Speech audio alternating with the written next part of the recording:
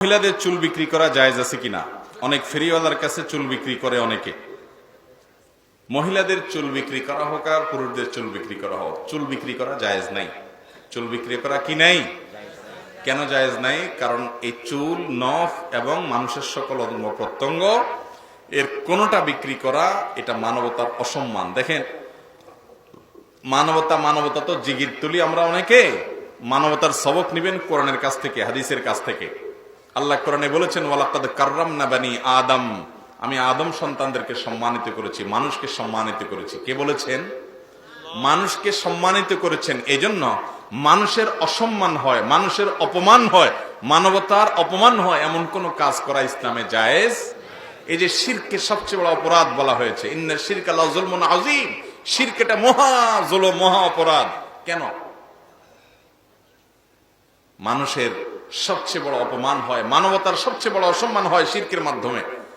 আপনি মানুষের মর্যাদা হলো এই কপাল, এটা শুধু সৃষ্টিকর্তার সামনে নত হবে, যাত্রার সামনে নত হবে। যাত্রার সামনে যদি নত হয়, একজন মন্ত্রী তিনি যদি একজন চৌকিদারের পাও ধরে মাপ চাওয়া লাগে, এটা তার জন্য অসম্মানের না? এটা তার জন্য অপমানের হবে না? মানুষ আল্লাহ সৃষ্টির সেরা। কোন মানুষ যদি আরেক মানুষের পূজা করে, তার সেজদা দেয়, এটা মানুষের অসম্মান, কারণ সেও মানুষ। মানুষের সম্মান রক্ষার জন্য ইসলাম এই শিরকে নিষেধ করেছে যে মানুষ এই কপাল দিবে, সেজদা দিবে শুধুমাত্র তার স্রষ্টাকে, আর কারোর সামনে দিবে না।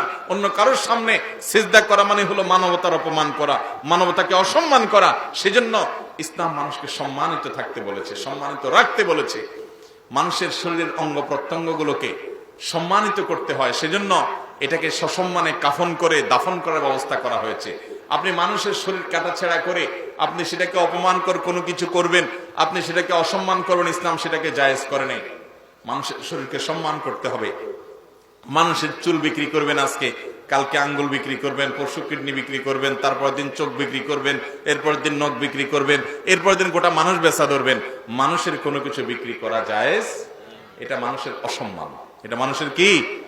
অসম্মান। এই জন্য মানুষের চুল বিক্রি করা জায়েজ না। এখন কথা হলো, মানুষের মাথায় অনেকের চুল স্থাপন করতে হয়, প্রতিস্থাপন করতে হয়। যদি কেউ চুল পড়ে যায়, সে আপনার আলগা চুল লাগায়া সুস্থ থাকার চেষ্টা করে, সেটা জায়েজ নাই শরীয়তে। কিন্তু কারোর হয়তো অসুস্থতার কারণে কোন এক জায়গায় চুল নাই, অসুস্থতার কারণে নাই, সেখানে প্রতিস্থাপন করতে হলো, তো সেই প্রয়োজনীয় চুল কেনা বেচা করা কোন অবস্থাতে জায়েজ নাই। বরং পর চুল, আলগা চুল যদি লাগান, আপনার মাথা চুল একটাও নাই, আপনি নিজে চুল আলা সাজছেন, এটা প্রতারণা, আল্লাহ সৃষ্টিতে পরিবর্তন, এটা জায়েজ নাই। বিশেষ কিছু কিছু ক্ষেত্রে, খুব এক্সক্লুসিভ কিছু ক্ষেত্রে হয়তো এটা প্রতিস্থাপন জায়েজ হতে পারে, সেটা শর্ত সাপেক্ষে, কিন্তু তার জন্য মানুষের চুল কেনা বেচা করা জায়েজ নাই।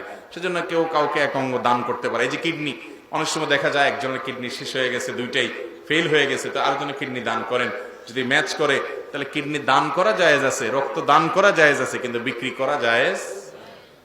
ই আমানত চন্দ রোজে নজদে মাস্ত, দার হাকিকত মালিকে হর শাই আল্লাহ।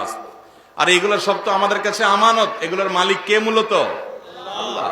অতএব এগুলো বিক্রি করা জায়েজ না।